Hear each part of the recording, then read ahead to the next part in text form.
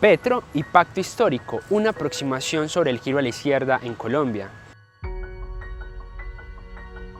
En su texto, Camilo González Vides analiza las principales causas del triunfo del candidato de izquierda Gustavo Petro en las elecciones presidenciales del 2022. El autor sostiene que el giro a la izquierda en Colombia se debe a dos factores principales: el voto económico y la institucionalización de la izquierda. En cuanto al voto económico, González Vides argumenta que el descontento con la situación económica del país, que se ha agravado también por la pandemia del COVID-19, llevó a muchos votantes a apoyar a Petro, quien prometía un cambio radical. Por otra parte, la institucionalización de la izquierda. El autor señala que el hecho de que la izquierda haya logrado conformar un gran bloque político, el pacto histórico le facilitó la victoria a Gustavo Petro.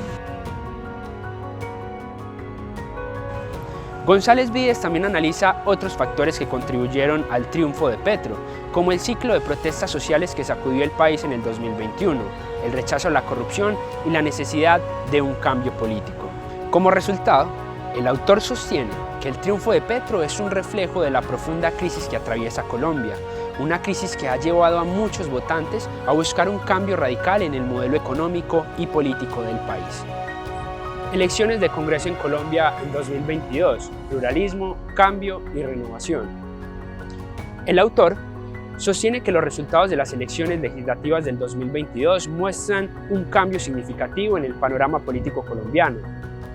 Arias señala que el pacto histórico, la coalición de izquierda liderada por Gustavo Petro, obtuvo una victoria significativa, logrando la mayoría en el Senado y la segunda mayoría en la Cámara de Representantes. El autor Juan Carlos Arias presenta una serie de evidencias para sustentar su tesis de que los resultados de las elecciones legislativas del 2022 muestran un cambio significativo en el panorama político colombiano. La primera de ellas es la victoria del pacto histórico, ya que logró una mayoría en el Senado con 20 curules y la segunda mayoría en la Cámara de Representantes con 56 curules. Otra de sus tesis es la derrota del Partido Liberal, ya que solo obtuvieron 14 curules en el Senado y 32 curules en la Cámara de Representantes. Esta es sin duda la peor derrota electoral del Partido Liberal en su historia. Este fracaso del Partido Liberal se debe a la pérdida de identidad del partido, ya que ha sido acusado de corrupción y de estar al servicio de los intereses de las élites económicas. Otro factor importante se debe a la participación en las urnas de los jóvenes y las mujeres. Para sustentar la importancia del aumento de la participación de los jóvenes y las mujeres, Arias cita los siguientes datos. El número de jóvenes y mujeres que votaron en las elecciones legislativas del 2022 aumentó significativamente.